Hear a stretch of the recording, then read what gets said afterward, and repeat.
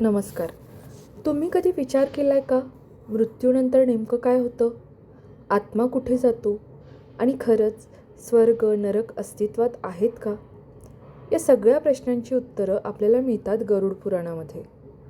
एकदा वैकुंठ लोकात भगवान विष्णू विराजमान होते. त्यांच्या समोर होते गरुड. गरुडांनी नम्रतेने विचारलं, प्रभू, मृत्यूनंतर आत्म्याचं काय होतं? भगवान विष्णूंनी सांगितलं, जेव्हा मनुष्याचा मृत्यू होतो तेव्हा आत्मा शरीर सोडतो. तो स्वतःचं शरीर पाहतो, पण काहीच करू शकत नाही. पहिले 13 दिवस आपला आत्मा आपल्या घराजवळच असतो. तो आपल्या कुटुंबाला पाहतो, त्याचं दुःख अनुभवतो.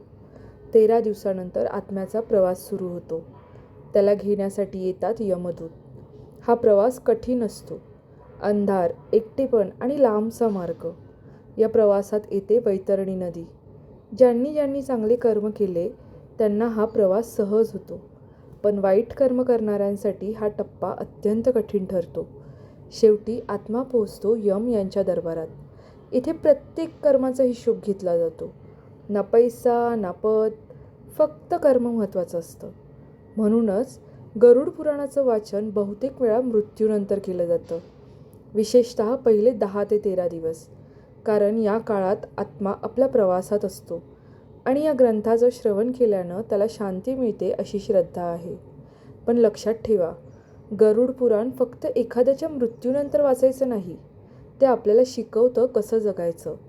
मृत्यू शेवट नाही, तो फक्त एका नव्या प्रवासाची सुरुवात आहे. म्हणूनच आजचं जीवन चांगलं जगा, कारण उद्याचा प्रवास आजच्या कर्मांवर ठरतो. प्रत्येक कर्म आपल्या भविष्याचा मार्ग तयार करत असतं. आपण जे पेरतो तेच आपल्याला परत मिळतं.